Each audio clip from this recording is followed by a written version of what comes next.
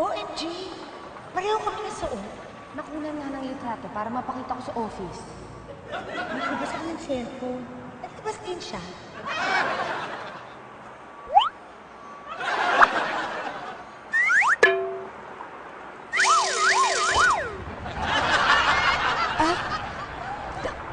Totoong tao ka? Eh, ano ba akala mo? Akala ko kasi naglabas ako ng salamin dito tapos... Bakit magkamukha ba tayo? Hindi ba? Miss, tulungan mo na lang ako. Hinahanap ko kasi si Leo Vargas. Alam mo ba kung saan siya nakatira? Matapos mong hindi maamin na magkamukha tayo, tapos ngayon gagawin mo akong tanungan ng kung sino-sino? Wala! Hindi! Wala akong kakilalang Leo Vargas!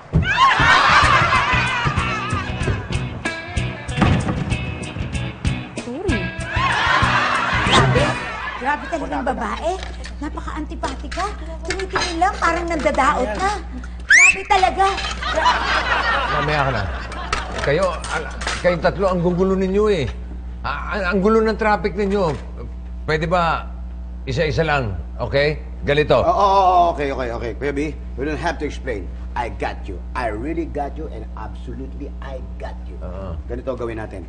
Ako muna. Ha? Go. Ako mauna. Diyan muna kayo. Hindi tayo magulo. Tatarantata kayo. Ganun kasimple lang yan. May pinahirapan nyo. Pero mas pinahirapan nyo. Mas pahirapan nyo. Oh, ikaw naman.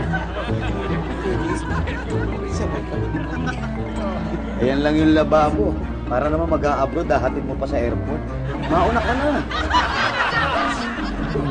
Wow. Germs. Oof. Oof. Ayan mga germs na yan, germs. Oh, wala na sila. Pwede ko naman ipagpatuloy. Yung kada...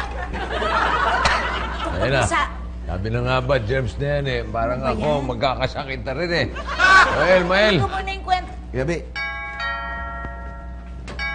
Oh. Ako na to, ah. Ako na to. Kilala ko to, ah. Alam ko sasabihin dito. Okay? Sige.